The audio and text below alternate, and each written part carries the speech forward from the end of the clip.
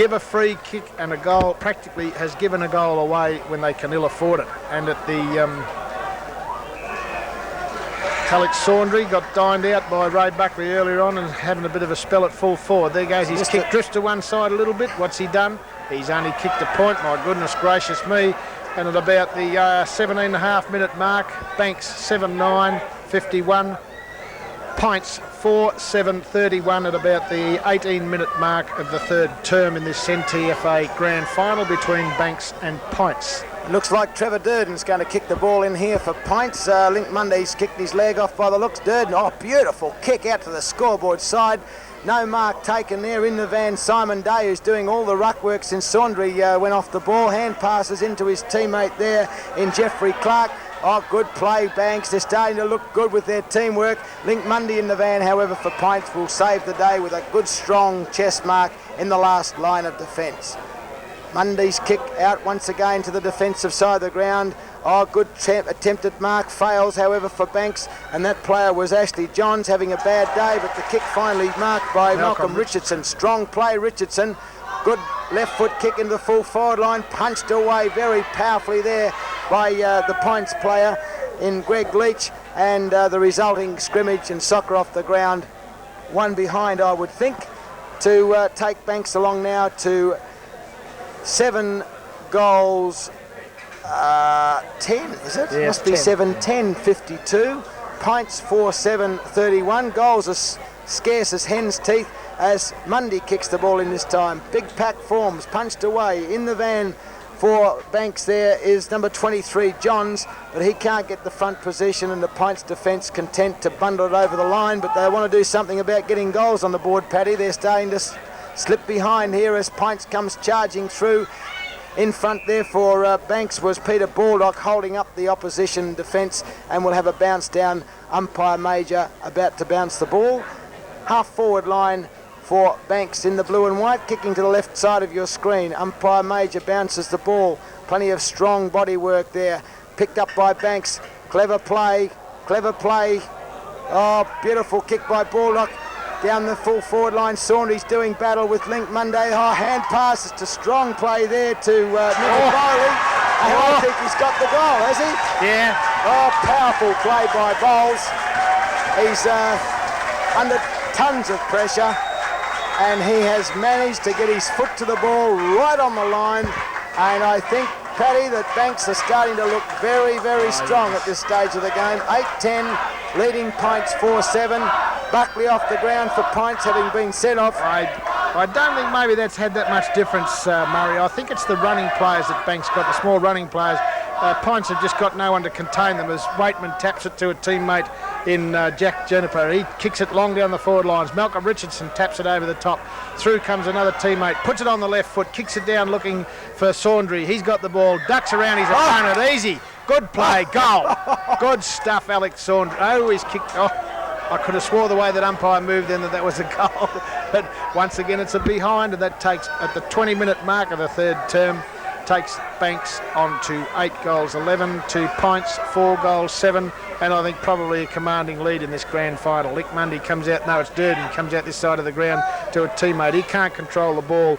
Keith Wilkie's trying to get the ball, soccers it along in front of him, gives it to a teammate. He gets tackled very heavily. It stacks on the middle as they pull one another off the ball. Pints player just throws himself on top of the ball and makes no attempt to get out. Now it comes out. What's he going to do? Pick it up and kick it. Yes, he's done just that, and he's seen a couple of teammates down under it. Simon Day, spoiled one another. Now it's looks like Jeff Clark has got the ball. He can't control it. Peter Simpson throws himself on top of the ball. Hand passes to a teammate. There goes another running player, and Ian Palmer. He kicks it down on the forward lines. Who's there? Mike Crawford. Cornfield, can he soccer it through? But no, good play by the Banks defence in Leon Brayley. He ran the ball through to only score a behind for Pints, and that takes them on to 4 goals 8-32 to Banks 8 goals 11-59. Had a good duel, Brayley and Cornford down there, as Brayley kicks the ball in and hits Arnold, who's starting to have a big influence on the game at centre half back, and Simpson still up at the centre of the ground. Will have to start following around a bit more as the kick goes out onto the right centre wing. Oh, great mark over there by the Pints player. I think that was Terry Schultz. Good kick in, but it's intercepted by the Banks defence. Banks starting to assert their superiority around the ground. Long kick, failed to mark by Bowley, but the free kick I think is going his way. Free kick for pushing the back when he was going for the ball. He's a powerful player, this Bowley. He's not frightened to charge through the packs. It's not Bowley anyway, it's Richardson. Sorry about that, Malcolm. And he's had a good influence on the game for his side too. As his kick going to land at centre half forward, looking for Baldock. Baldock can't mark. Stacks on the mill, finally Pint socketed off the ground. There's an attempt at opening the play by Banks. There's players everywhere as picked up by Waitman. Over to the wingman there in Meone. Meone's left foot snap at goal is offline, I would think, for one behind. And Meone has been a clear winner on his wing too, Paddy. Yes, that's for sure. And he's also penetrating when they go into attack, Murray. That's probably one of their bigger fire-powering points is John Meone as he runs down into the ground every chance he gets as Banks player Simon is brought Day. off. Who is it? Simon Day. Simon Day. They're going to miss him as Mike Downey for Banks comes on. As the ball's kicked out, picked up by Peter Simpson. He turns around, goes inboard looking for a mate and finds Russell Smith and hits him on the chest at centre half forward, and he gets plenty of attention from his opposition in Ashley Johns. Kicks into the man on the mark. Ashley Johns turns around, dives on the ball, Stacks on the ball, hand passes it out to a teammate.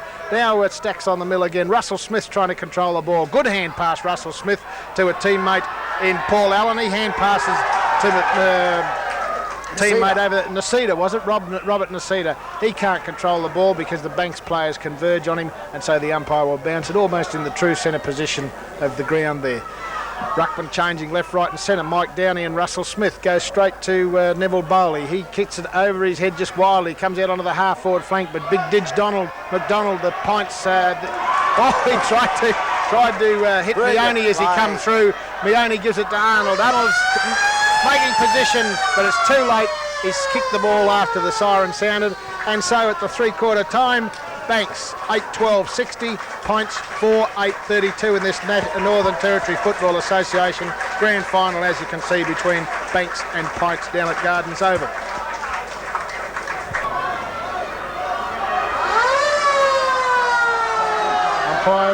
Umpire Wally Major about to bounce the ball for the start of the last term in this grand final between Banks and Pints. It's tapped away by Alex Saundry. Now he's back over the ball again, but he gets outmanoeuvred by Peter Simpson from Pints. It Stacks on the mill. Simpson still trying to get the ball out. He can't, and the umpire comes in and says, "Give it to me, fellas, and I'll bounce it once again and see if we can open the game up." There goes the bounce. Saundry and Buckley's back on the ground again as Buckley gets gets an elbow in the ribs and getting his own back, and he gets a free kick in the true centre of the ground. There goes Buckley's kick. Away it goes. Big, long, torpedo punt. Under it is Banks. Two grabs at it and takes a great mark. There's jumping Jack Juniper as he takes a saving mark for Banks. Big, long clearing kick once again, almost back to where it started. Buckley punches the ball down onto the ground. Alex Saundry, the ruckman for Banks, hand passes it out to the running John Meone, the wingman. He turns around, steadies himself, left foot kick into centre half forward. Pints player gets bundled out there, and another one gets a push in the back, but the umpire didn't see it all, and they will bounce the ball halfway down the oval between the half-forward flank and the forward pocket with Banks in attack. There goes the bounce. Good tap by Mike Downey. Taps it back over the back. Finds a teammate. He hasn't got it. Oh, holding the ball, yes. Has to be. Yes. Bounced the ball as he was tackled. And the Pints defence very strong in Link Mundy, I think it was, who tackled him. There goes his kick. But under it, camped under it, is the big fella in Ross McKenzie and takes a good mark on the half-forward flank. Turns around and plays inboard, bang, and hits David Arnold, the settlement, on the chest. And he will do something about it now. Probably get a bit of direction in his kick. Players leading everywhere. There goes the lead, but bang, he goes to miss kicks and hits Peter Simpson, his direct opposition centreman, on the chest. He kicks it high into the air, real widowmaker. Buckley takes it out of his opponent's hands. Hand passes over the top to a running teammate. He can't control it, taps it along in front of him. Now he puts it out into the open. Hand passed over the top to Cornfield. He's over the top of the ball, breaks down the ground, gets caught and tackled, but the umpire says you didn't have the ball and you will get a free kick directly in front of the scoreboard. There goes his kick high in the air. Russell Smith trying to outmanoeuvre his opponent but gets pushed out of the way. Picked up by Banks, but it goes over the boundary line and will be thrown in the true forward pocket position on the right-hand side of the oval. Cornfield in opposition to Leon Brayley. Tapped down on the...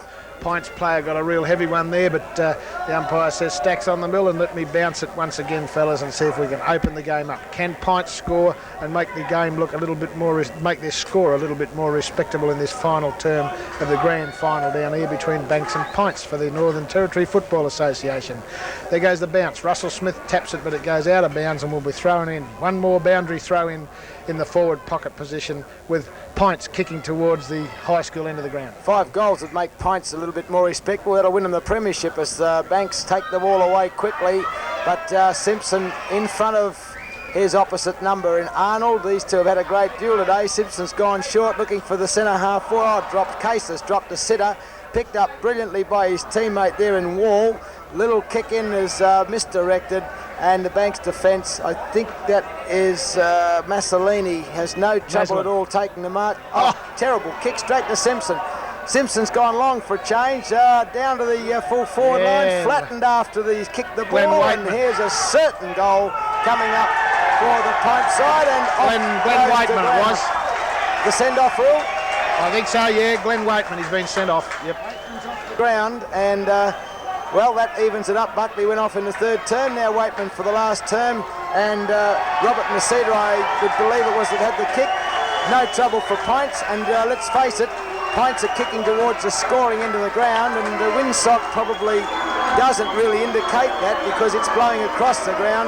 But all the scoring's been done at the high school end of the ground. That's to the left-hand side of your screen. And Pints are kicking that way in this last term, Paddy, so we could see a very, very close finish. Pints 5-8-38, Banks 8-12-60.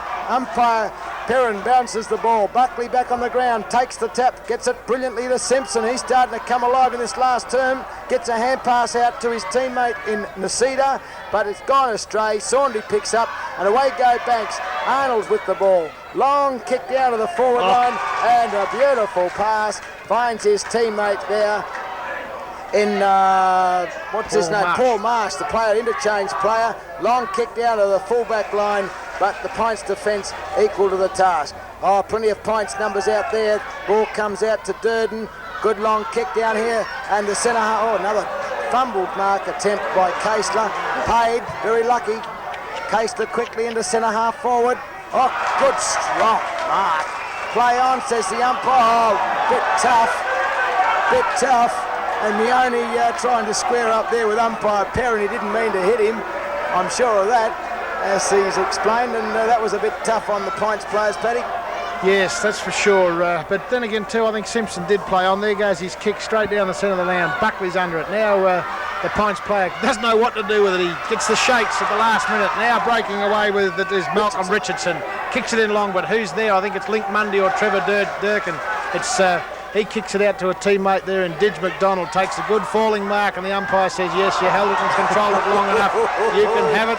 And his opposition in Keith Wilk is very disgusted. As McDonald hand passes it straight away, but it goes straight into the waiting arms of Mark Murphy. He hand passes to Saundry. Saundry goes down along into the forward lines. Oh, good grab by the new player that's just come on in, Paul Marsh. And he's within scoring distance.